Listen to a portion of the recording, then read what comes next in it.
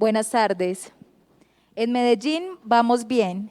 Para disfrutar de manera segura de este encuentro, les recordamos usar siempre el tapabocas, cubriendo boca y nariz, lavar las manos, usar alcohol o antibacterial. Las palabras palpitan, nacen a cada instante, se transforman, nos enseñan de eternidad. Diría Neruda, son antiquísimas y recientísimas. Viven en el féretro escondido y en la flor apenas comenzada. Esa amplitud poderosa e infinita es gran parte de lo que nos constituye. Por eso, a través de esos códigos, hallamos maneras de expresarnos, de cuestionar la realidad, de compartir con otros lo que somos. La Alcaldía de Medellín, a través de su Secretaría de Cultura Ciudadana y la Biblioteca Pública Piloto, les da la bienvenida a la 15ª Fiesta del Libro y la Cultura, que tiene como tema central las palabras. Con música, historias, arte y voces provenientes de las esquinas del mundo, queremos que nos acompañen a entender mejor de qué estamos hechos, qué nos define. La actividad que tendremos a continuación hace parte de la franja Salón del Libro Infantil y Juvenil, que hemos pensado para conversar sobre temas como literatura, política, ciencia, periodismo, arte, poesía, las palabras y temas contemporáneos. La charla que tendremos a continuación se titula Libros con corazón de niño, el panorama de la literatura infantil de la ciudad, una conversación con los autores ganadores de las becas de creación en Medellín. Nos acompaña Alejandra Estrada, ilustradora, Marcela Giral, escritora, y Alejandro Metaute, ilustrador, quienes conversarán con Guillermo Cardona. Convoca el Plan Ciudadano de Lectura, Escritura y Oralidad. Realizaremos registro fotográfico y audiovisual con fines divulgativos. Si no deseas ser parte de este, te solicitamos que lo hagas saber al equipo organizador que está identificado con camisetas de la fiesta. Recuerden visitar nuestras redes sociales @Fiesta del Libro en Twitter e Instagram y Fiesta del Libro y la Cultura en Facebook usando el hashtag Fiesta del Libro 2021. Bienvenidos. Muy buenas noches, muchas gracias por acompañarnos. Hoy vamos a tener aquí como un acercamiento a lo que es la literatura infantil en los últimos tiempos en la ciudad de Medellín, a través justamente de unos estímulos que comenzamos a entregar desde el año 2010 y que nos han permitido publicar en este tiempo unos 7, 8 títulos, faltan ahí como 4 que están ahí pendientes, pero que dan una idea muy interesante de lo que se está haciendo, de lo que se está escribiendo y de lo que se está creando en nuestra ciudad alrededor de este género tan nuevo en muchos aspectos. Voy a comenzar recordando a Alicia en el País de las Maravillas de Lewis Carroll. ¿Me podrías indicar por favor hacia dónde tengo que ir desde aquí?, preguntó Alicia. Eso depende de a dónde quieras llegar, contestó el gato. A mí no me importa demasiado a dónde, empezó a explicar Alicia. En ese caso, da igual hacia dónde vayas, interrumpió el gato. Siempre que llegue a alguna parte, terminó Alicia a modo de explicación. Oh, siempre llegarás a alguna parte, dijo el gato, si caminas lo bastante. A Alicia le pareció que esto era innegable, de forma que intentó preguntarle algo más. ¿Qué clase de gente vive por estos parajes? Por ahí, contestó el gato, volviendo una pata hacia su derecha, vive un sombrerero, y por allá, continuó volviendo la otra pata, vive una liebre de marzo. Visita al que te plazca, ambos están igual de locos. Pero es que a mí no me gusta estar entre locos, observó Alicia. Eso sí que no lo puedes evitar, repuso el gato. Todos estamos locos por aquí. Yo estoy loco, tú también lo estás. ¿Y cómo sabes tú si yo estoy loca?, le preguntó Alicia. Has de estarlo a la fuerza, le contestó el gato. De lo contrario, no habrías venido aquí. Alicia tiene una particularidad y es, yo creo que el primer libro en la historia de la literatura que se escribió especialmente para una niña, para Alice Pleasance Liddell, que fue un personaje de la vida real y a quien tuvo la enorme fortuna de que este inmenso escritor inglés pues le hubiese dedicado este par de relatos. Y hay que estar un poco loco, comienzo con usted, Marcela, para uno dedicarse a este tema de la literatura y más cuando es la literatura infantil. Sí, yo sí creo, hay que estar un poco locos. Alicia en el País de las Maravillas, retomándolo un poco con eso, es una historia que además fue vetada cuando se sacaron listados de libros prohibidos, cuando se empieza a hablar del mundo infantil, es de los que aparece precisamente por su carga fantástica. Pero cuando uno indaga eso que narra un profesor de matemáticas además, que le encantaban las niñas, nunca fue acusado de pedofilia ni nada de eso, pero se decía que se enamoraba siempre de las estudiantes más chiquitas. Hay por ahí unas fotografías bastante comprometedoras Sí, además. bastantes. Se enamoró del mundo infantil y después escribió Alicia en el País a través del espejo, y la reina mandó a decir ¿qué más tiene este señor? Y pues no había libros de matemáticas. Pero yo creo que sí hay que estar loco, sobre todo porque cuando uno ya es adulto, uno pasa de ese pensamiento mágico que tienen los niños al pensamiento concreto. Entonces, para uno trabajar literatura para niños, uno tiene que volver a ser niño y tener contacto con ellos, porque es un mundo distinto. Para mí incluso es de los ejercicios más retadores, cómo le narro el mundo a un niño sin ser niña, y en mi caso no tengo contacto, no soy mamá, no soy tía, entonces sí tiene que trabajar como uno otras habilidades creativas para poder meterse en ese mundo. Creo que aquí nadie tiene niños, hijos, sí. No, sobrinas. Sobrina, bueno, esas cuentan también. Claro. Alejandra, también hay que estar loco, un poco loco para dedicarse a este oficio de escribir para los niños. No sé, yo creo que, bueno, yo que soy del mundo de la imagen, siempre lo he sido desde niña. Creo que la imagen de por sí tiene una ventana al mundo mágico, es decir, hay algo en la imagen que no es tan racional, que nos mantiene en contacto con eso otro. Cuando uno estudia artes y cuando uno está en el mundo de la imagen, ese mundo trata de jugar con lo real siempre. Pero sí estoy de acuerdo con Marce en que los niños sí tienen un esquema muy particular, muchas cosas que a uno le parece lo más fascinante del libro, los niños pasan derecho, pues. Entonces sí es verdad que uno debería de alguna manera hacer un taller con ellos, ¿no? Como mira este libro, mira esta ilustración, porque sí es una lectura muy distinta a la del adulto. Y son muy exigentes. ¿Y Son cómo más ha sido el contacto de Alejandro en este caso con la población infantil, con los chiquilines? Bueno, para mí es un poco extraño porque siento que a ratos es alejado. Yo soy docente, pero en una universidad, y siempre me ha dado mucha curiosidad de mis clases, cómo se transformarían cuando, si fuesen para niños. He tenido más es como encuentros puntuales, por ejemplo, con el libro, que ahora seguramente conversaremos. Recuerdo mucho en los ejercicios de fiesta del libro que alguna vez me invitaron a esto de un escritor invitado, pues que Adopta un autor. adopta un autor, que fui a un colegio, y recuerdo mucho esa relación un poco inesperada, porque siento que particularmente yo cuando he escrito, y por ejemplo Telarañas, no lo he pensado específicamente para niños, y ha sido muy lindo, por ejemplo, en esa experiencia, encontrarme con la respuesta y incluso un poco con el señalamiento de adultos de, como es, pero esto sí es para niños, y resulta que esos niños sí lo entienden. Entonces como esa idea de sincronía para mí ha sido muy, muy fuerte cuando ha ocurrido. Y ya en mi vida pues ya son los hijos de amigos, pues que es también como una relación directa de amigos muy cercanos, pues. No, creo que los tres tienen eso en común, tanto en los textos de Marcela como en El perro de arena, como en Telarañas, se tocan unos temas que habitualmente como que no son muy de niños, pero que realmente los niños pueden entender y con el que pueden perfectamente pues imaginarse otras posibilidades. Nos acompañan Alejandra Estrada, ella estudió Artes Plásticas y es magíster en Estética de la Universidad Nacional, de donde se graduó con honores en 2011. Ilustra, diseña y es directora de arte y coordinadora de proyectos editoriales.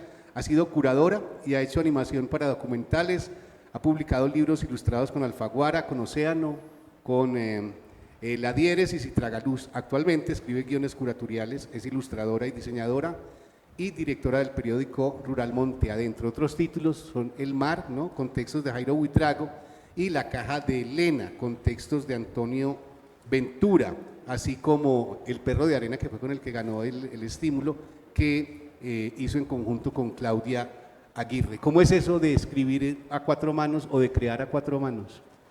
Es buenísimo, es mejor que solo, pues a mí me encanta. No siempre hay tanta retroalimentación, pues con el autor depende un montón. Hay libros que se co-crean más que otros. Por ejemplo, El mar fue muy co-creado y yo creo que se siente en el resultado. El perro de arena también fue muy co-creado, pero ha habido otros que sí te llega el texto, pues como, este es el texto. Es decir, el texto y vos ilustrás. Sí, sí, entonces ya es una conversación distinta con el editor en la que vos sos el que se amolda solamente, ¿no? No el texto. A mí me gusta mucho trabajar en equipo, pues es como la manera en que mejor me parece trabajar. Correcto. Alejandro Metaute escribe lo que dibuja y dibuja lo que escribe. Así hizo Telarañas, cuentos en miniatura ilustrados, beca a la creación en literatura infantil y juvenil en el año 2018. Ese libro es la materialización de ese ejercicio incansable en el que él plasma las ideas que lo habitan allí donde libera su dualidad creativa, el orden y el caos. Es un creativo bastante disciplinado, se confiesa aficionado al Excel, pero también a la libertad de dejar que las ideas salgan a borbotones, sin control. Trazar, escribir, poner en el papel lo que llegue a la mente. En la creación, Alejandro defiende el acto de hacer y luego reflexionar. Él cree que una buena idea no se basta a sí misma, le parece que es apenas el punto de partida, lo importante es todo lo que hay alrededor de ella, por eso es importante no juzgarla a la ligera. Y tiene, dice él, varias personalidades, hay uno al que le gusta dibujar y hay otro al que le gusta escribir, en fin, esperemos que estemos hoy aquí con el que le gusta hablar, ¿cierto? Ojalá. Sí, bueno. Vamos a ver si vamos a invocarlo. Y finalmente Marcela, Marcela se llama Marcela Velázquez Giral, pero el segundo apellido como que le pudo y ya es Marcela Giral, ¿no? Eso es. Cuando yo empecé a escribir en la prensa, yo firmaba Guillermo Cardona y mi mamá me decía, pero usted que no tiene mamá o qué. Usted nació en repollo. Usted nació, sí, claro. Entonces siempre hay problemas por ese lado, pero bueno. Sí, ya la familia paterna no me habla, pero... Bueno, sí. en fin. Marcela crea historias desde que era niña. Tenía un amigo imaginario, Alan, que le conversaba desde el techo de su casa, y otros un poco más arriesgados que la acompañaban a robar naranjas, guayabas y limones de fincas cercanas. Pero sobre todo mangos, adora los mangos. Aún tiene amigos imaginarios, los mismos que va convirtiendo en personajes de sus historias. Muchos de sus amigos dicen que ella tiene muy grandes los ojos y muy largas las pestañas. Otros murmuran que visita el mar cada que puede para con esos ojos robar sus historias, pues así y tan grande no sabe nadar. Marcela además se ganó el barco de vapor con Se resfriaron los sapos, una novela también preciosa. Y en 2018 también ganó la beca a la creación en literatura infantil con A mediodía llovieron pájaros, que tiene una historia un poco triste. Y el año pasado es una ganadora total. Se ganó. Me van a vetar en la alcaldía. Bueno, este año se ganó la beca de periodismo narrativo con un proyecto que también tiene mucho que ver con los niños, aunque no tanto, que es Las mensajeras del ruiseñor, ¿cierto? Sí. Entonces, ¿qué piensan los que nos gusta el mango biche con limón? A mí el mango maduro como que no sé, como que le tengo... No, a mí me gustan los dos, además porque mi hermanita me obligaba a robar para ella mango biche, y entonces yo en una mochila echaba mango maduro para mí, mango biche para ella, y a veces terminábamos mezclando, pero sí, yo... No hay líos. Sí, No. mango biche con sal, limón, pimienta. No, a mí me sí. encanta lo ácido, el cítrico, Ah, bueno. sí, no tenía problema con sentarme con ella a comer mango biche. Como para hacer un encuadre pues, de lo que es la literatura infantil, hay que decir que la literatura infantil realmente empezó a existir en el siglo XIX, cuando, digamos, empezó a existir la niñez. Hasta ese entonces un niño medio alzaba, pues caminaba y ya lo tenían trabajando. Si en la casa, no sé, cultivaban trigo o arroz o maíz, pues a trabajar para la huerta, a trabajar en el terreno. Las niñas pasaban de trabajar en la cocina, no sé, a casarse a los 12 años. Realmente no existía ni la educación formal ni la educación básica. y solo en ese entonces empezaron como a preocupar por ese tema. Ahí pues como algunos referentes como Charles Perrault, que sin embargo nunca hizo algo como con la intención de que fuera para niños, o los mismos cuentos de la infancia y del hogar de los hermanos Grimm, que realmente tampoco la preocupación de ellos era como hablarles a los niños, sino era más bien un rescate de la oralidad alemana, y es decir, tenía más como una intención filológica que literaria, que es de pronto lo que podría pasar con Rafael Pombo en Colombia, que él también recogió una serie de cuentos de la tradición oral y los fue convirtiendo como en unos textos como más afines para los niños. Y la literatura que digamos, o los libros que uno considera de literatura infantil, normalmente se escribieron fue para adultos y tuvieron como una transmutación ahí muy extraña. Ahí tenemos a Robinson Crusoe de Daniel Defoe, Los viajes de Gulliver de Jonathan Swift, el mismo Alicia que mencionábamos ahorita en El País de las Maravillas, Las aventuras de Tom Sawyer y las de Huckleberry Finn de Mark Twain, que todos en unos textos absolutamente maravillosos, El gigante egoísta, ¿no?, de Oscar Wilde, o La isla del tesoro de Roberto Louis Stevenson. Mucho después, ya como bien entrado el siglo XX, salió El Principito, que también más o menos en 1943, que creo tampoco tenía esa intención, pero que finalmente terminó siendo uno de los hitos de la literatura para niños y un libro en el que bebemos todos sin ningún problema. ¿Qué libros recuerdan ustedes de esos como que son de esas grandes obras maestras que de pronto terminan convertidos en libros infantiles cuando ese no parecía ser su propósito? Bajen la mano, ¿quién empieza? No, es que los dijiste. Yo... Los dijo todos. Sí, los dijo todos. No, como pues, que no, faltan muchos. Pero digamos que de esos que mencionaste, para mí Las aventuras de Tom Sawyer fue un gran descubrimiento, fue lo que yo leí en el colegio y para mí eso fue maravilloso.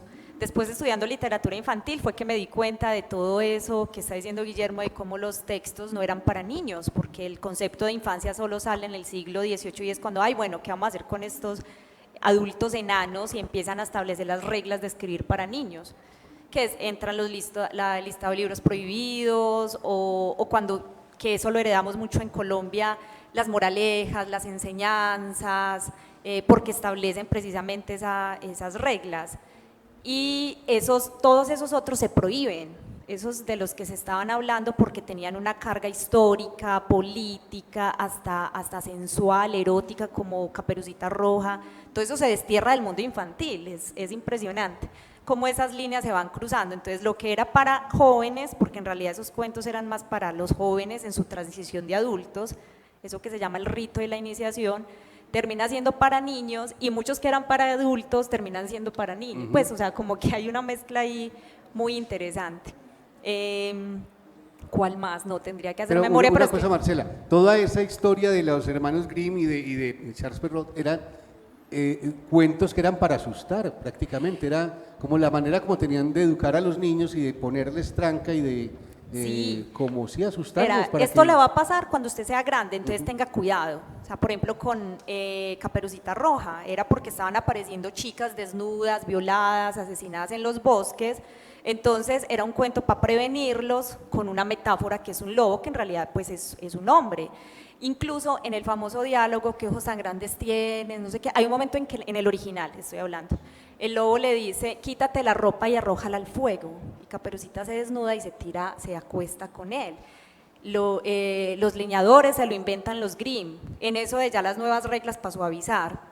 Entonces sí era para prevenir y traía una advertencia, o sea, ojo que a usted le pueden hablar al oído en el bosque y termina hasta muerta. Lo mismo con, digamos, Barba Azul, ¿se acuerdan? Que le dicen no se fije en las habitaciones y le entregan un manojo. ¿Quién no se asoma? Pues que ¿quién no se asoma si le dicen a uno recorra el castillo, pero menos esa pieza? Es lo primero que uno hace. Claro. Y a ellas las mataban, siempre morían las esposas de este señor. Y era justificado, sí, es que usted desobedeció a su marido, era como, sí, terrorífico, el mundo viene con trabas, con obstáculos, prepárese.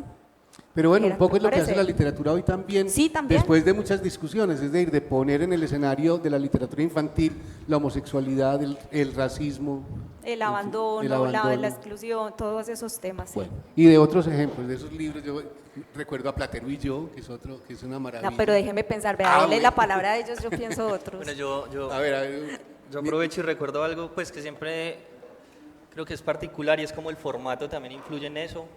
Por ejemplo, yo tengo un libro de cuentos de Tolstoy y son cuentos muy crudos, pero el producto en sí, el formato es de bolsillo, pasta dura, tiene ilustraciones, entonces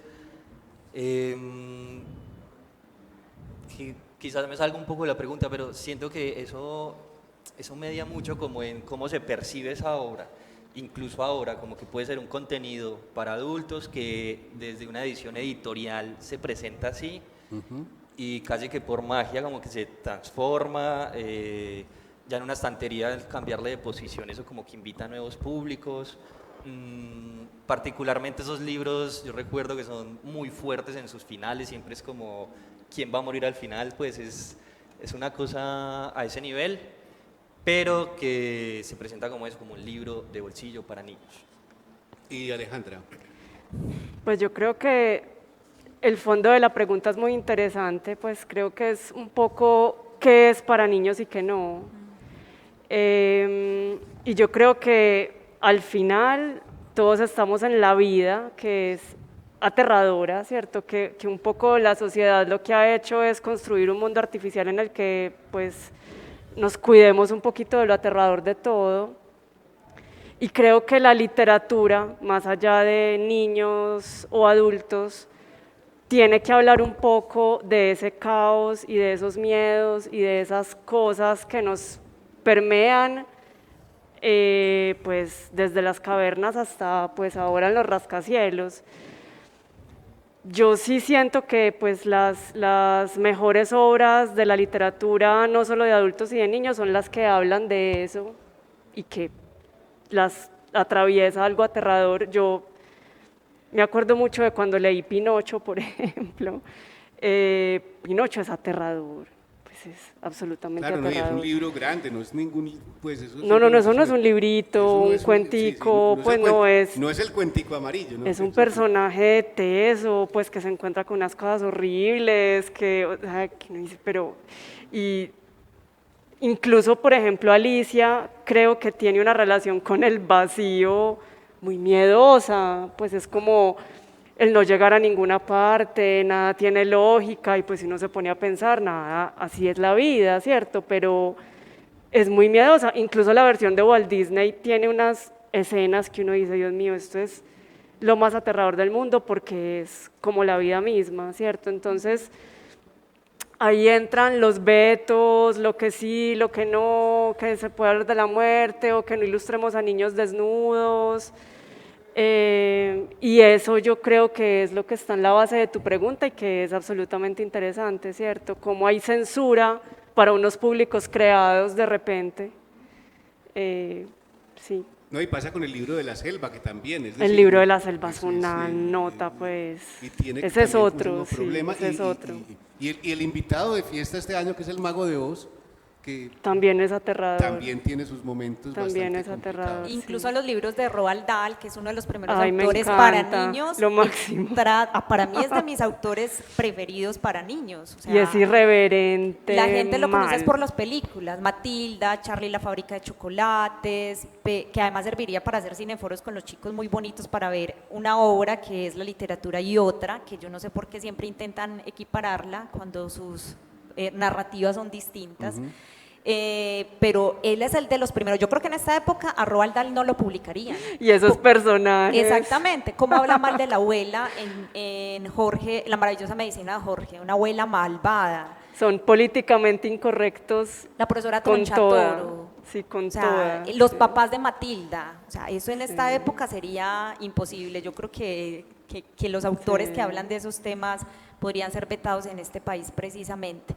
Y son libros precisamente que hablan de temas muy conflictivos, abandono, maltrato, y que serviría para grandes y chicos, porque yo creo que esas líneas son las que hay que mirar, bueno, lo que dice Alejandra, que es para niños y que no.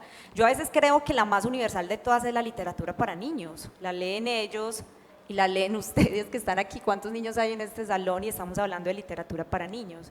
Entonces, para mí es de las más universales incluso. No, pero cuando hablamos de literatura para niños estamos involucrando a los padres de familia, a los profesores, bueno, a sí. muchos mediadores, de manera pero es cierto, es decir, realmente la literatura infantil es la más universal de todas las literaturas.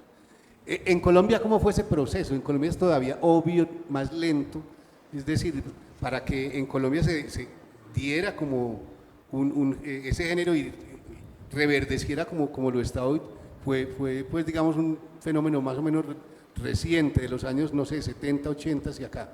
Ha sido muy lento y todavía hay muchas estructuras en casas, en colegios, de seguir mirando la literatura como la empezaron a tratar en el siglo XVIII-XIX cuando surge el concepto. Entonces eran textos, y seguramente ustedes lo vivieron en el colegio, que tenían que dejar enseñanza, en la que le teníamos que hacer casi que un estudio literario, figuras literarias, claro. No sé qué, geográfica, un montón de cosas que uno terminaba despojando al libro de su belleza o de la historia como tal. Odiándolo, que era lo más Y seguro. muchos temas prohibidos. Todavía, incluso cuando yo hice la maestría en literatura infantil, mi tema fueron los temas prohibidos de Medellín. Y aquí había mediadores de lectura y papás que decían, yo no leo con los niños libros, por ejemplo, Rey y Rey, que habla sobre la homosexualidad, un rey que se casa con un rey, o Titiritesa, que es de 2 chicas, o yo no leo Yul, que es sobre el suicidio. O sea, esos temas yo no los trato, porque no sé qué hacer con ellos. O sea, entonces todavía hay un trabajo grande que hacer en la promoción de lectura con estos temas. Se prefieren los finales felices, las actividades, entonces después de leer un cuento, el dibujo, la plastilina, pero esos otros como que, uy no, dejémoslo a un ladito porque eso cómo se coge. Yo como adulto, papá, profesor, no sé qué hacer con esos temas. Todavía aquí hay colegios donde se prohíben textos como de Mario Mendoza, o que hablen de temas escatológicos, no, peo, moco, no, pues es que eso es invitar al niño a que saque mocos y tire peos. Entonces, y a ellos los divierte, les fascina, encanta, claro. es que es su mundo, ese es su primer acercamiento a esto, que es su mundo. Y realmente los grandes autores de la literatura infantil colombiana también son todos contemporáneos, creo que son pocos los que uno puede decir que vienen de tradición, sino que la mayoría de ellos están todavía con nosotros y apenas estamos como construyendo ese capítulo de la literatura colombiana. Yo sí creo. En Medellín, digamos, esto se vivía, yo creo que en una misma, con esas mismas dificultades, y desde el año 2010 empezamos a incluir dentro del proceso de estímulos en la Secretaría de Cultura esta modalidad de la literatura infantil y juvenil. Al momento hemos ya entregado, creo, 11 premios, 11 estímulos en esta modalidad, y contrario a lo que dicen muchos, que cuando un cuento o una novela gana un premio, como que se gana el premio pero no un puesto en la literatura, creo que por el contrario, muchos de ellos son extraordinariamente buenos. Ha sido para nosotros toda una sorpresa y también ha habido una reacción muy interesante por parte del público. El primer libro que premiamos fue Los cuentos del Doctor Calamar, de José Andrés Gómez Santa Coloma. Todos estos libros están en las bibliotecas públicas, algunos de ellos todavía se encuentran en librerías y en algunas editoriales. El Mono, de Carlos Agudelo Montoya, de Tragaluz Editores, en 2012, los publicamos un año después de haber ganado, aunque este año hemos tenido, con todo este tema de la pandemia, hemos tenido muchas dificultades. En 2013, Mira lo que trajo el mar, de Marcela Giral, para que no nos enredemos más la vida, que lo publicó con Frailejón. El perro de arena, en 2014, de Alejandra Estrada y Claudia Aguirre. El manual para cazar una idea repite José Andrés Gómez, en Tragaluz Editores, 2015. En 2015 también se publica Rastrerito en el suelo hay un bichito, que es uno de los libros más bonitos, más interesantes de Malucía Ardila, y que es todo un suceso.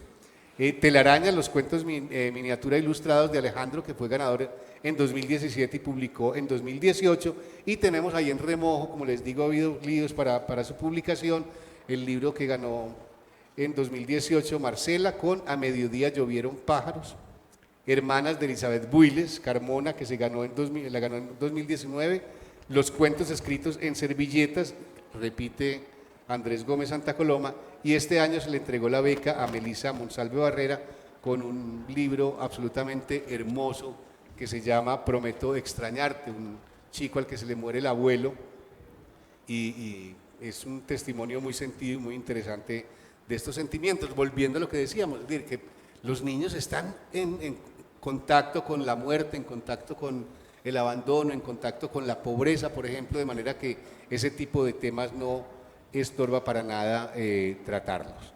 Entonces, quiero ya como que adentrarnos en los libros de cada uno de ellos, ¿no? Entonces vamos a comenzar con El perro de arena, de Alejandra Estrada y Claudia Aguirre.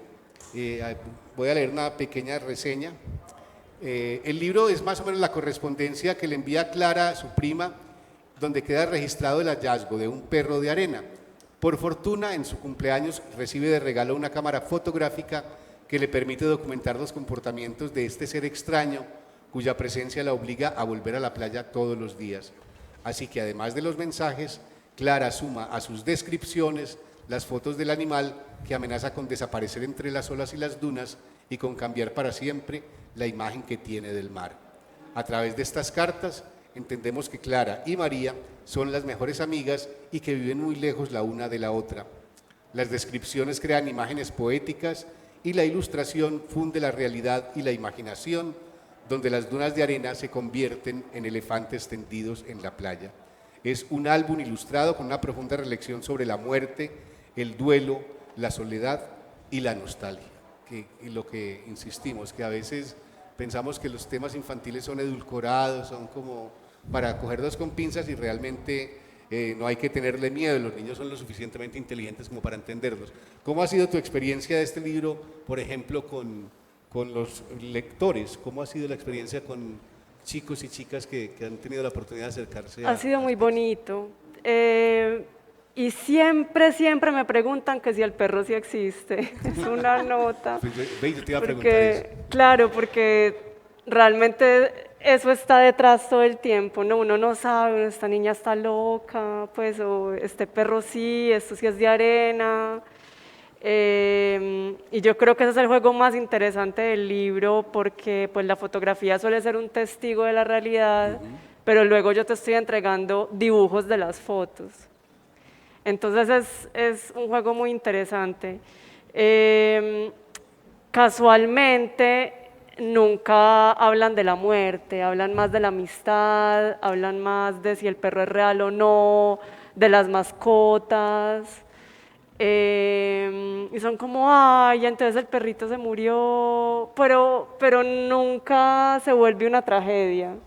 Se convirtió en un caracol. Entonces, Sí, también, entonces como que se presta para hablar de muchas cosas.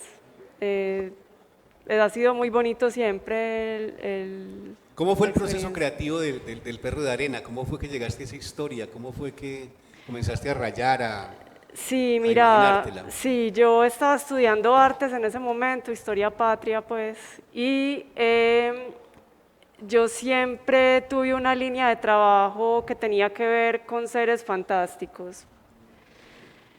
Y yo desde hacía mucho rato venía pensando en un perro de arena, pero entonces ese perro de arena primero fue en mi imaginación escultura, o sea, pasó como por muchos medios, iba a hacer una instalación, bueno. Y un día que fui a la playa, lo hice y le tomé fotos con una Polaroid que me prestó una amiga, o sea, todo es como una serie de eventos afortunados. Y cuando llegué a Medellín y vi las fotos, como que se me prendió el bombillo, pues yo dije, no, esto es un libro. O sea, esta historia de este personaje no es una escultura, no es un espacio, es un libro. Entonces yo escribí una historia, ahí pues yo, como ahí, y lo que hice fue presentársela a una amiga que escribía muy bien, y le pedí el favor de que hiciera su versión de esa historia y salió con la versión epistolar que me pareció muy bella. Yo dije, qué nota, listo. Entonces ya, pues ya conectamos y ya entonces empecé a armar pues como todo el ¿Por qué libro. nunca tuvo nombre el perrito? ¿Por qué No. no lo bautizaron, no quisieron? No. No. Era un perro extraño, era simplemente un perrito callejero. Sí, un perro que además es como esquivo, que además está como ahí, como un perro anónimo, que es cualquier perro, sí, no sé. Y queda uno como pendiente de las cartas de respuesta de De la María. otra, ¿no? Claro, sí, como que qué fue lo que le dijo, porque como que se da por supuesto que hay el cruce de cartas, sino como que Sí, es como solo un lado de la historia. sí. Pero bueno, en fin, y además interesante eso de ser un género epistolar en un momento en que estamos casi que esclavos del correo electrónico y del WhatsApp. Sí, eso revela la edad de las autoras. Bueno. Ay, no, pues. Y además... Es decir, entonces yo qué vengo siendo. Ahora No, y ya yo siento que es un libro como lleno de vacíos, pues, pero no en el sentido negativo, sino que es como lleno de preguntas, como que la gente se queda como, ¿será que el perro es de verdad? ¿Será que la otra persona sí le respondió? ¿Sí no sé, tiene como unas cosas ahí que a mí personalmente me gustan mucho. Y que incluso trato de hacerlo un poco es algo que me sigue creativamente, pues, sí. Correcto, vamos a hablar ahorita un momento de Mira lo que trajo el mar de Marcela. Yo siempre, pues cada que puedo, traigo a colación un texto que escribió el maestro Elgin Obregón en Universo Centro reseñándolo y que me parece que acierta muy bien en cuanto a lo que es y lo que significa este libro tan bello. Realmente ganó con cuentos y dice el maestro que realmente no es un libro de cuentos, sino más bien una novela corta, partida en pequeños relatos o estampas que dentro de un solo ámbito saltan a su gusto, aunque con una solvencia narrativa que evita cualquier alarde en el tiempo y en el espacio. Pues todo ocurre en un lugar concreto, un caserío costeño, Mirat se llama, sin ninguna ubicación exacta, enclavado entre el mar y la montaña. Un pequeño mundo, por supuesto, donde habitan niños, entre ellos Miguel, cuyo hogar es una canoa, y Martita, su única amiga. Pescadores, ancianos y animales, entre ellos el loro de la abuela de Trivi, Capitán Lor, presunto pirata, y ocurren cosas a veces pintorescas y amables, a veces oscuras e inquietantes. Y hay además secretos insinuados, misterios nunca resueltos. En palabras de la autora, aquí les dejo estas historias, algunas dulces como el mango maduro, otras saladas como el agua del mar. Lo que ella no dice, y conviene decir, es que por todas estas páginas pasan la piedad, el sano humor y una poesía servida a cuentagotas para que no se note demasiado. Un librito precioso, sabiamente escrito, sabiamente contado, y además bellamente ilustrado por un tal Gusti, un chico catalán que con seguridad ha caminado más de una vez por pueblos caribeños. La edición, le echa flores hasta la editorial. La edición de Frailejón Editores es impecable. Es uno de esos libros que, una vez leídos, siguen creciendo dentro de uno. No pasa muchas veces. No pudo la autora haber elegido un mejor título. Además, bueno, ya la de Frailejón creo que no. No, no ya queda. estás con Panamérica. Ah, bueno, sí, yo tengo algunos ejemplares artesanales. Sí, porque era un Les voy a libro muy mostrar. complicado de editar. Yo recuerdo que Este libro se estaba vendiendo muchísimo y Marcela les decía a los de Frailejón, necesito 50 títulos y Nada, no. era un enredo. O sea, ¿cuánto tardaban en hacer un libro de esos? No, es que este libro es hecho a mano, esto es pegado, yo fui a ver cómo lo hacían y era consiguiendo unas señoras con una peinilla, cerrando las páginas, cosiendo, esto se demoraba un montón. Y ya después, cuando me ganó el barco de vapor, me escribe de Panamericana que tengo para publicar. Y yo pues no, quiero reeditar, mira lo que trajo el mar, y es ahí cuando sale la versión ya pues como rústica. Incluso el año pasado salió otra de lujo muy bonita. Me llama mucho la atención el comentario pues de Elkin, porque el ilustrador nunca caminó por acá. Yo le mandaba fotos fotos del Chocó. Y del gusto y el efecto nunca vino. Nada, yo le mandaba fotos y hacíamos reuniones por Skype, cuando en eso pues el Meet, ni la pandemia, ni esto tan sofisticado de las reuniones por cámara. Entonces yo le mandaba imágenes de los viajes que hacía y él ya los ilustraba, como para que él narrara un poquito este Pacífico o estas costas colombianas. No, él ni ha venido, ojalá viniera para que recorriera estos lugares que retrató. ¿Cómo fue la historia? ¿Cómo nació? ¿Cómo surgió? Pues surgió cuando yo conocí el mar muy grande, porque tuve que ir a dar unos talleres a Cartagena, llegué de noche y yo tenía muchas ganas de ver el mar, pero no lo vi porque estaba muy oscuro. Lo oí y yo no veía la hora de madrugar para ver el mar por mí y por mi papá que se había muerto sin conocer el mar. Entonces fue una experiencia muy nostálgica, como, ay, ¿cómo se va sin poder venir a la costa? Y empiezo a enamorarme del mar, no sé nadar, a la edad que tengo y no, o sea, yo me ahogo en un aguacero, no sé nadar. Entonces yo me enamoré del mar y cada que puedo voy. Me hago solamente a la orilla y me encanta escuchar a la gente, las historias de estos niños, porque para nosotros el mar es un lujo, o sea, ir de paseo, si no hay agua potable, no pasa nada. Si se va la luz eléctrica, pues hasta mejor, más rico pasa uno, pero para ellos es la cotidianidad, o sea, ellos viven en una miseria absoluta y el mar se los da y se los quita todo. Entonces, una vez estando en un viaje distinto al de Cartagena, escucho a unas señoras en el restaurante que dicen, ay, ve, aquellos naufragaron, estaba hablando de unos pescadores, y contando ahí la tragedia, y la señora remata como, sí, mira lo que trajo el mar. Y yo dije, qué frase tan bonita, porque para ellos el mar es el Dios que les da todo, les quita todo el sustento. Y ahí empecé a escribir historias que veía en estos pueblitos de la costa, y todo lo monto pues como en un pueblo ficticio. Entonces, por ejemplo, Agustín y Tride existen, yo los vi, yo los conocí. Aquí aparece eso, aparece la historia de una primita que quedó aquí inválida en una de estas balaceras de Medellín. Ella en una bala perdida pues la deja Martita, ¿no? Sí, ella se llama Estefanía. Y yo uso esa vida de Estefanía, pues un poco como su condición de estar en silla de ruedas, pero también porque venía trabajando con chicos sordos y ciegos aquí en promoción de lectura, y ellos me contaron unas situaciones muy impresionantes de su vida y el rechazo que sus papás tenían, y yo decía, esto lo tengo que narrar. Y además en los viajes no faltaba el bobo del pueblo. ¿Sí o no? Uno va a Barbosa y hay, bueno, no sé, todavía una señora que arruña una muñeca.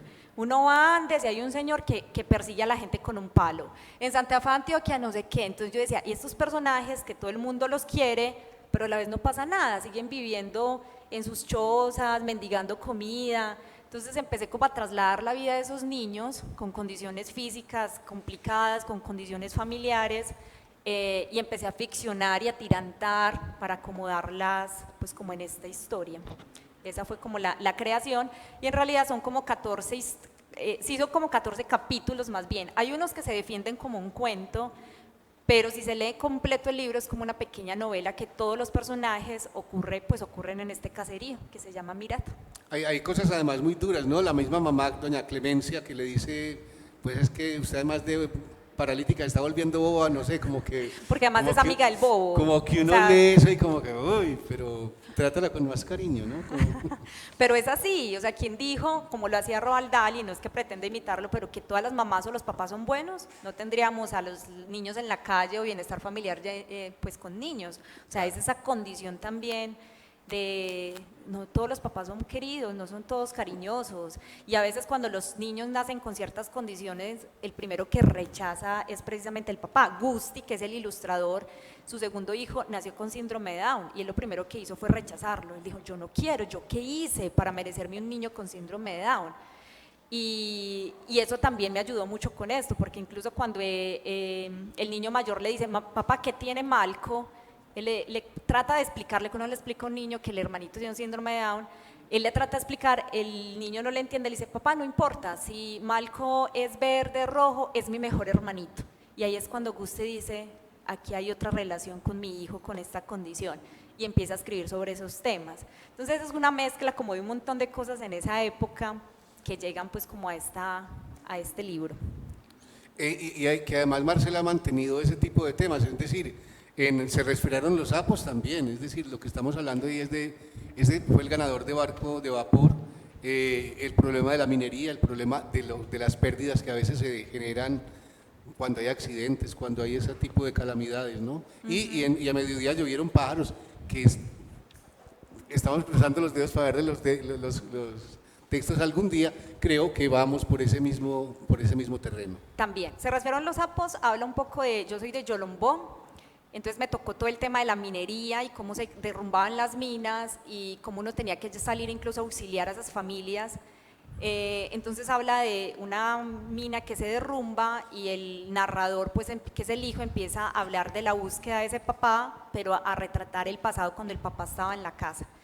Sí, habla de esas pérdidas. Y a mediodía llovían pájaros, bueno, digamos que a mí en Yolombó también me tocó todo el conflicto armado, a mí me tocó huir con mi familia en un camión de un día para otro cuando eso se llenó de paramilitares, pero sí me tocó mucho el tema del reclutamiento de compañeros míos para los grupos. Entonces sí es una novela muy ficcionada, aquí sí estudié ornitomancia, o sea, empecé a hablar del vuelo y los cantos de los pájaros, a estudiarlos, su hábitat, sus comportamientos y todo relacionado con un pueblo que vive de pájaros. Y empiezan luego a reclutar niños. Entonces, de una manera, yo me resistí a hablar de la guerra, muchos me decían, vos que viviste el conflicto, escribí algo, crónicas, cuentos, y yo, ay, qué pereza. Y hubo un momento en que sí hubo un suceso en el que dije, no, ya tengo que, yo creo que eso me va a ayudar a aliviar. Y yo siento que sí, yo soñaba mucho, porque además yo me vine de Yolombó de 16 años, y viviendo aquí en Medellín yo soñaba constantemente que me mataban, que me disparaban, o mi hermanita y yo incluso allá siempre planeábamos cómo huir, dónde nos escondíamos.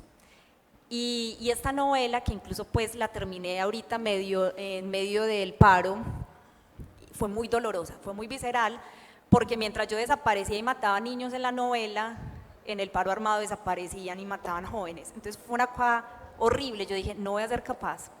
La lloré mucho, pero bueno, ya se supone que está lista y esperemos pues que ya salga para el año entrante. Pero son esos temas, la guerra, la muerte, la soledad, pero cómo uso los recursos de la literatura, la ficción, la fantasía, personajes que los niños sientan empatía para hablarles de eso, de lo que no son ajenos.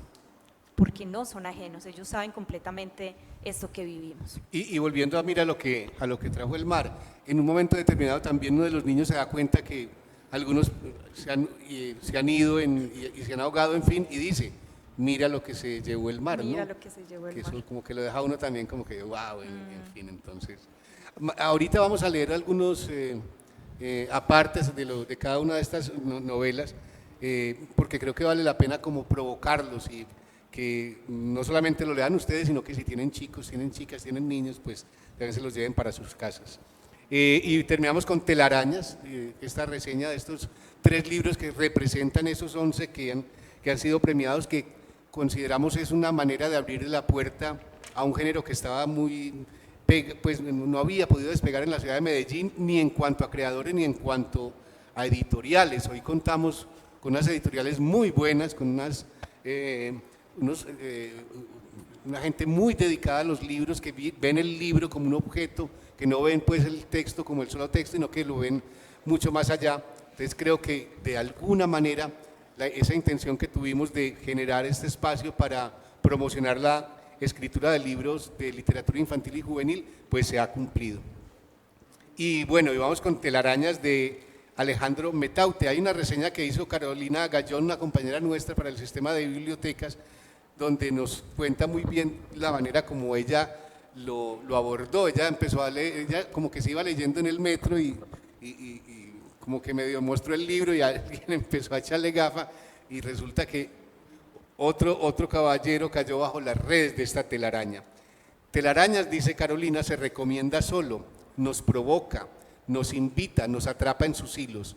Cada historia de sueños soñados y capturados en imágenes desenfocadas, de murciélagos y ratones, son una clara señal de que no se trata de una sola telaraña, sino que son varias, urdidas por el mismo tejedor, Alejandro Metaute, quien en la solapa del libro aparece descrito como un sujeto con múltiples personalidades y ocupaciones. Solo alguien así podría escribir e ilustrar este maravilloso libro de cuentos en miniatura que parecen tan diversos, pero que logran agruparse de tal manera que se pueden leer de un solo tirón o dando aletazos entre sus hojas, como lo haría un insecto que intenta escapar de la red que lo ha capturado. ¿Cómo fue la historia de telarañas, Alejandro? Porque Alejandro realmente es el menos especializado en literatura infantil de aquí. ¿No? Sí, no, incluso yo ahora estoy muy metido como en el circuito de autopublicación, de fanzines, que son materiales en dirección del activismo, la divulgación, incluso materiales de memoria, como que suelen ser a veces antípodas a los contenidos infantiles y juveniles. Bueno, yo no sé muy bien cómo llegué, o sea, ahorita estaba intentando como recordar, esa reseña no la conocía, está muy linda. Oiga, bien. Recuerdo mucho, después incluso del lanzamiento, que alguien publicó, parte de un grupo de estudio jungliano, que decía como, ay, se me parecen mucho estos microrrelatos, porque Telarañas son pues una serie de microrrelatos, cada uno autoconcluyente. Sí, aquí Y él decía como... Me ha mostrado el de Perro de Arena y este es Telaraña. Y él decía como, bueno, hay muchas imágenes junglianas, y eso me generó mucha curiosidad, porque a mí, yo tuve una época que sí estaba muy interesado como en Jung, en los símbolos, me encantan las cartas, me gusta mucho el tarot, pues no leo, que suele ser la pregunta básica. Es las cartas. Puede ser otro negocio. Me lo han dicho, claro, pero no leo. El caso es que no leo cartas. El caso es que siento que quizás llegué incluso como de forma intuitiva, como que me encantan la idea de las imágenes, y ahora, por ejemplo, recordando como hay un ratón, hay una serpiente, hay un murciélago, siento que eso es mucho de los símbolos, de sintetizar, que incluso eso sí que lo asocio a literatura infantil, porque siento que la literatura infantil, una de sus características es que respeta mucho como la síntesis del concepto y como el símbolo, y se olvida un poquito de referencias culturales, históricas, como que prefiere crear nuevas referencias a traer unas sin las que no se pueda entender un texto. Entonces yo creo que llegué un poco por eso, y también llegué por un lío de querer escribir y dibujar. Yo inicialmente lo había pensado como una obra para que ilustrara otra persona.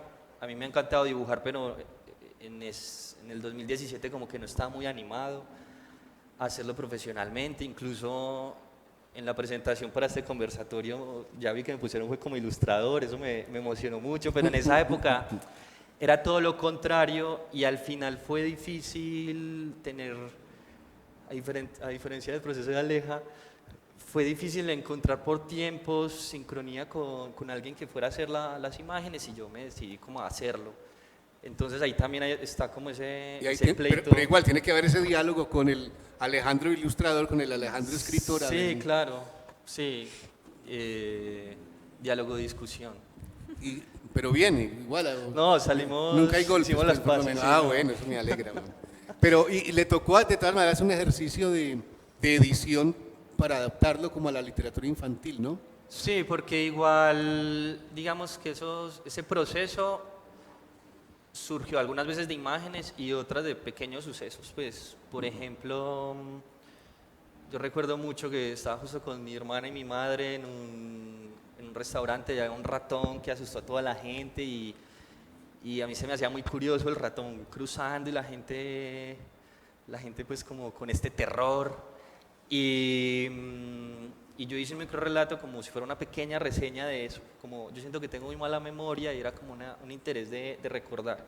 Pero igual el ratoncito no dejó bajar a nadie del tren, ¿no? Total. Pero entonces, como puntualizando la pregunta, tenía materiales muy diferentes que en algún momento sí, digamos, aparté ya para tener como una línea y una sensación, sobre todo pues para público infantil y juvenil, porque sí había otros pues que ya eran como que se salían de tono, que sentía que respiraban otro tipo de comunicación.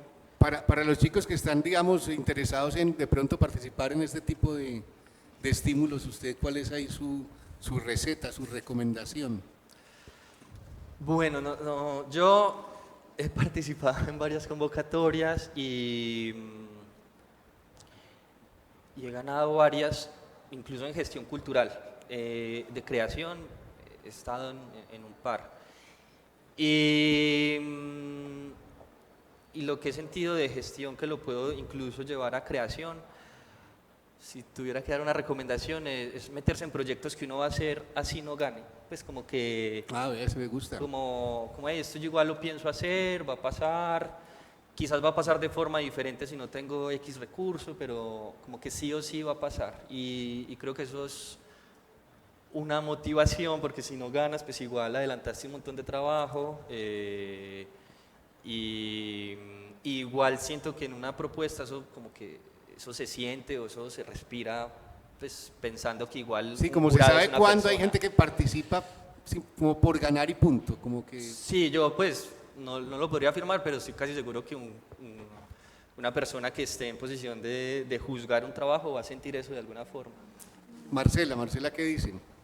¿Qué recomendación? Sí, así como hay decálogos para los creadores, aunque en estos días tuvimos una charla sobre los decálogos y una que me fascinó mucho, que es la de Borges, que Borges dice, por ejemplo, que no se debe plantear en literatura personajes muy disímiles y muy contrastados, como por ejemplo Don Quijote y Sancho Panza, ¿no? Pero bueno, pues a este caballero, como Sherlock Holmes y Watson. Entonces, bueno, en fin, pero vale la pena, ¿no? Digamos que esas ideas le pueden servir a uno de guía de orientación. Pues a mí me encantan las convocatorias, por un lado porque me ayuda a terminar un proyecto, o sea, me ayuda a concretarlo, aunque aquí en las becas lo que uno manda es un porcentaje, pues tienes que trabajar en eso. Y por otro lado, porque lo que piden, que es, digamos que hay que hacer una sinopsis, o sea, entonces vos mismo te tienes que contar la historia, yo siempre me cuento las historias, como que bueno, necesito aterrizar el personaje, la trama, entonces todo el tiempo estoy en la casa como si diera entrevistas, como no, ¿y de dónde salió? Y entonces no sé qué, y eso me ayuda mucho a concretar mi propia historia. Entonces yo creo que una recomendación, por supuesto, ojalá que el proyecto lo lea alguien más, porque uno a veces no engrana bien, digamos, la presentación con la sinopsis y lo que tiene que ver con esto y con el presupuesto y con el cronograma, como que termina siendo una colcha de retazos, porque además pasar esto a un proyecto, porque uno lo pasa es a algo formal para que te den un recurso, uno a veces no lo pone ahí. Entonces yo sí siento que alguien te lea y que pueda entenderlo, y además de manera crítica, es una buena recomendación. ¿Y lo ha leído alguna vez con niños los textos? ¿Antes de presentarlos o Sí. ya no, con otros niños, o sea, amigos que escriben para niños, como ven que esto funciona. Entonces sí he tenido grupos de lectores, o sea, en mi casa tuvimos un grupo de amigos que iban cada 15 días, se llamaba Carimañola Literaria. Hacíamos Carimañola y en voz alta nos leíamos lo que estábamos haciendo. Por ejemplo, a mediodía llovían pájaros, lo trabajé mucho con ellos y me ayudaron mucho con imágenes, no, eso no se entiende, eso, porque además nos teníamos que meter en ese mundo. Lo mismo nosotros con los de los compañeros, entonces leer en voz alta los textos, a mí me ha servido mucho tener como grupos de amigos, pero que se mueven mucho en el medio y que además son capaces de decirte, ay, yo no te creo eso, o sea, a mí ese personaje no me funciona, yo no te creo lo que está pasando. Y además sin susto de que no te vayan a robar la idea o que vayan a... ¿cierto? No me ha pasado, pero puede. Pero puede ser. Y Alejandra, así como es los Bueno. tips para participar en este tipo de convocatorias, que es una oportunidad extraordinaria además pues para publicar y... Sí, porque somos muchos los que queremos publicar, pero este mundo es muy pequeñito, pues me parece que no es tan fácil y que estos son los mejores trampolines. Sí, yo estoy de acuerdo con Marce. No, muy buenos los consejos, están muy buenos. Adhiero. Están muy buenos. No, yo diría que honestidad. Yo creo que uno tiene que ser muy honesto en los proyectos, pues que sea un proyecto que te salga de las tripas realmente, que lo quieras hacer. Yo creo que eso se siente en lo que uno dice, pues yo que he sido jurado, creo que hay que tener mucho cuidado con la coherencia y la estructura de la propuesta, pues creo que muchas personas fallan ahí, como que hey, la idea está buena, pero me la estás presentando de una manera horrible, pues como que creo que se tiene que reflejar realmente detrás del participante una estructura mental, pues una cosa que uno diga, bueno, esta persona sí es digna de entregarle una plata, ¿cierto? Y hay otra cosa que me parece muy importante y es ojalá tener avanzado algo, porque los tiempos son muy cortos. La plata llega mucho más tarde. Yo aconsejaría tener ya algo avanzado, muy listo, pues que uno realmente cuando le llegue el dinero pues sea un esfuerzo sí considerable, pero que, pues, que realmente lo alcances a hacer. Bueno, Ya. y no enredarse la vida cuando le pidan una sinopsis, en fin, que la gente, yo creo que en esos casos lo fundamental es no extenderse, es decir, piensen en los pobres jurados que tienen que Sí, analizar sí, de no sí, sé sí, cuánto, sí, no. sean mucho más concretos y más bien métanle toda la candela a la obra, A la que es ahí obra. donde debe realmente verse digamos, el despliegue técnico y estilístico de los autores. Y hay una cosa, Guille, antes de que se me olvide con el tema infantil, que yo también pues he sido jurado y he visto un interés muy grande en Medellín de la gente postulándose a las convocatorias. Por ejemplo, el Pedrito Botero, no sé si de aquí se postularon, que es el primer premio de literatura infantil de acá. Eso fue El premio lo entregamos el próximo el domingo. Primer premio, 60 millones de pesos. por que eso 3 fue- páginas. ¿Quién no creería que era fácil escribir? Pero es que la verdad que yo lo siento, a ustedes no les pasará, pero escribir para niños para mí es muy complejo y más un cuento de 3 páginas. Entonces yo creo que les llegó de todo, ya nos contarán después Sí. ese día. Y con las becas pasa lo mismo. Yo veía años en los que se presentaban 10, 20, ya son 40 y más personas. Y yo a veces digo, yo he sido jurado, sobre todo son las de la gobernación, y llegan a algunos asuntos que yo digo, ¿qué cree la gente que es la literatura para niños? Yo creo que quien quiera escribir para niños, una recomendación muy grande es lea literatura infantil y no lea cualquier cosa, o sea, conozcan autores, conozcan editoriales, conozcan cómo se están tratando los temas, porque a veces llegan unas barrabasadas que terminan siendo son anécdotas o las moralejudas, o más un texto para aprender a usar la bacenilla. Eso no es literatura, puede ser un texto informativo, pues tendrá otro propósito, pero contar una historia para niños, eso hay que maciarlo, y yo creo que empezar por pasarse aquí al Salón del Libro Infantil, que tienen muy buena selección, que les hablen de autores, lean, para poderse luego como voltar. Y si no son muy, digamos que es la primera experiencia, si es posible contemplar un asesor en literatura infantil. Yo lo tuve también con mi asesora fue Teresa Durán, una editora española. En Se Respiran los sapos me acompañó una editora también, María Fernanda Paz Castillo, y en el de ahorita también, pues por supuesto una mujer que tiene una trayectoria grande en literatura Sí, con María para niños, Osorio, María que es Osorio, además de una Babel. excelente editora. No, pues lo que me hizo, aprendí impresionante, me hizo hacer un mapa del pueblo, me hizo dibujar la casa de los protagonistas, una cosa que yo decía, ¿eso para qué?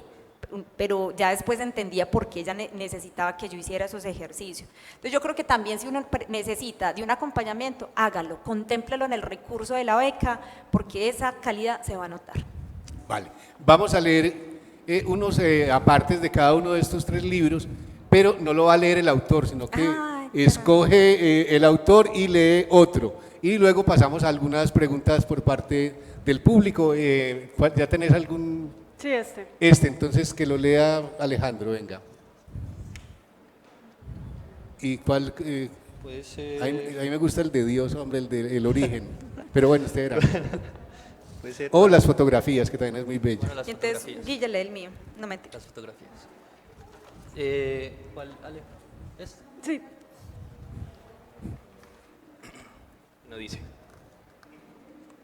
María, ahora cuando voy al mar no lo miro igual. A veces pienso que todo en la arena está vivo, que hay elefantes aburridos tendidos en la playa y que las olas son ovejitas que corren con la brisa. Siempre aparece el perro de arena saltando entre las dunas y se confunde con los montículos que dejan los niños. Ahora camino con más cuidado. Tengo miedo de pisarlo sin darme cuenta. Como suspiro por los días que pasamos juntas. Me gustaría tanto que estuvieras aquí. Seguro que tú ya lo hubieras tocado. ¿Cuándo volverás? Espero tu respuesta. Te quiero, Clara.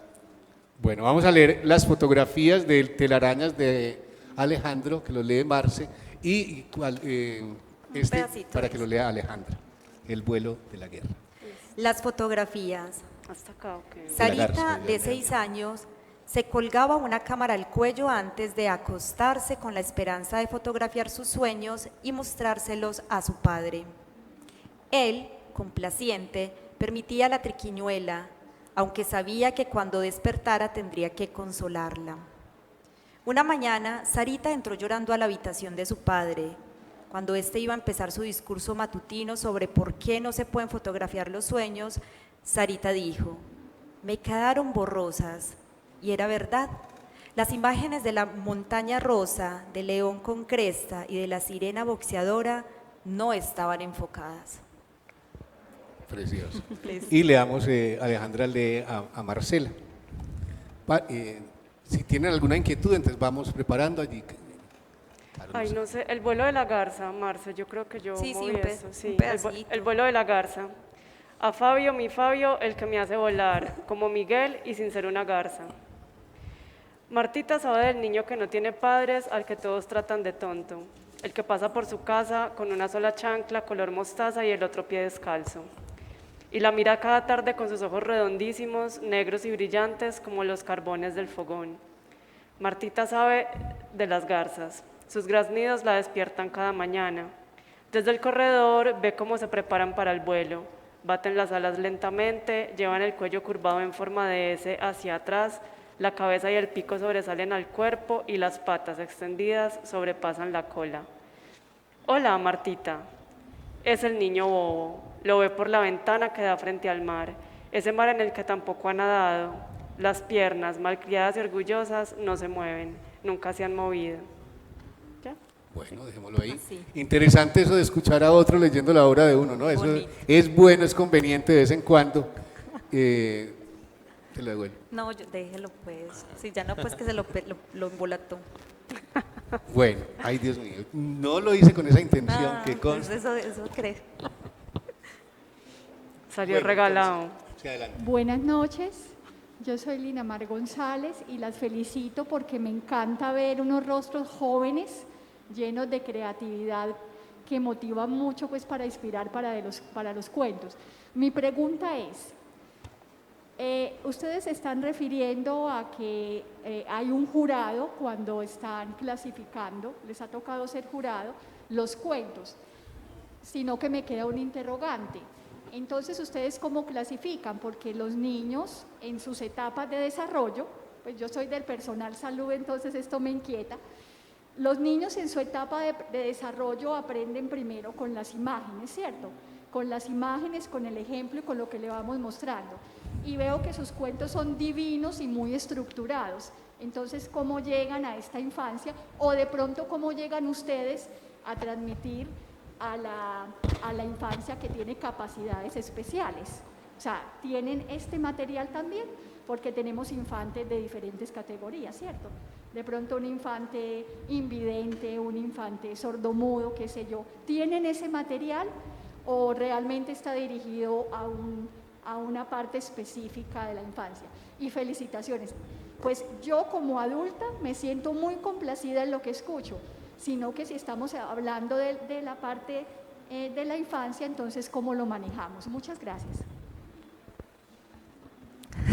A ver. Bueno, hay diferentes etapas, precisamente del desarrollo. Uno, la literatura, con los más chiquiticos, lo que se debe trabajar son canciones y nanas, que se ha perdido mucho, que eso es literatura. Las canciones de cuna, las canciones para calmarles un miedo, que es la historia detrás de las nanas son bellísimas, cómo están hechas según el ritmo del latido del corazón. Luego uno pasa a los cuentos, a los juegos, como los que decíamos ahorita, del cuerpo, porque este es lo primero que ellos reconocen. Este dedito compró un huevito, cabeza, hombros, esos juegos. Se pasa luego a trabajar el mundo exterior con otras canciones infantiles. Cucú, cucú, cantaba la rana, iba la serpiente. Ellos tienen mucha empatía con los animales, porque son como sus juguetes, como sus peluches. Entonces, y luego pasa uno a textos ilustrados como Ibardacol, Isol. Hay autores porque lo que ahí son las imágenes, ellos no se han apropiado del código escrito. Luego se pasa a textos más pequeñitos y las narrativas van sumando. Digamos que trabajar con esos públicos depende mucho del mediador. Uno aquí está en posición de escritor.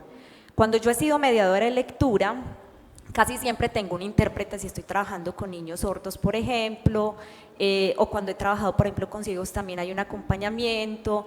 Los libros, la infraestructura no está hecha para ellos, eso es costosísimo además, tristemente, hacerlos en braille, hacerlos con estas texturas, pero sí tiene que ver es con que debe haber un acompañamiento, el papá, los papás que acompañen pues sí, según las condiciones, porque uno puede trabajar con niños Down, niños sordos, eso hace parte del trabajo del mediador y yo sí creo que hay que tener pues como una compañía de alguien que te interprete pues como estos textos, porque como tal sería muy costoso pues yo sacar este libro además luego en braille, luego como con otra estructura. La arquitectura, son los libros más costosos, si ustedes se han fijado la literatura infantil es la más cara de todas, entonces es más complicado llevarlo como a eso, creo yo. Pero bueno, hay esfuerzos que se hacen desde Hay diferentes esfuerzos, instituciones. muchas. En Confenalco hay un programa interesantísimo también, en bibliotecas también, en las bibliotecas públicas del sistema, y creo bueno, que vale la pena es profundizar ese esfuerzo.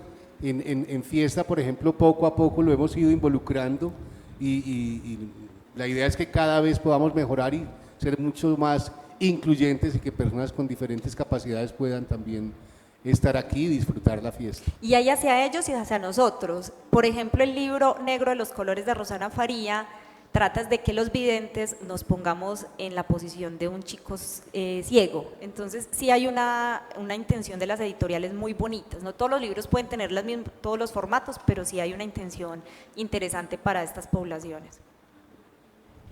Adelante. Buenas noches, mi nombre es Estefanía, yo soy estudiante de Marcela y en la clase tuvimos toda la discusión sobre qué es la literatura infantil, ¿no? Y para quién se escribe, y a mí me parece muy curioso ver cómo inclusive en este momento donde pensamos que hemos superado un montón de tabúes y de asuntos como de percepción social, pues hay todavía libros vetados.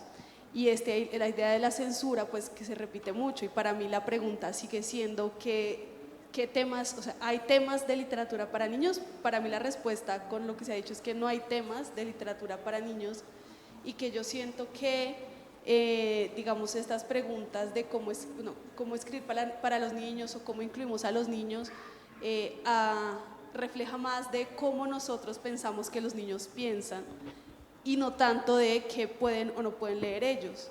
Y yo me hago esta pregunta constantemente porque, por ejemplo, para mí Medellín es una ciudad, no es mi ciudad natal, y es muy curioso entender, por ejemplo, la cultura que se desarrolla en lugares que han atravesado el conflicto, como puede ser la Comuna 13. Como yo me siento y pienso, ¿cómo le voy a narrar a un niño sobre la violencia cuando esos niños me pueden narrar a mí la violencia muchísimo más crudo y visceral de lo que yo podría hacerlo? ¿Y cómo manejar eso? Entonces la pregunta sería si hay algo que han escrito, un personaje que han dejado de escribir o algo que quisieran escribir que estaría en este capítulo de lo vetado en este momento en el que nos encontramos. ¿Quién lleva la vocería? A ver, Marcela. Estefanía, ¿qué temas estarían ahí como para escribir?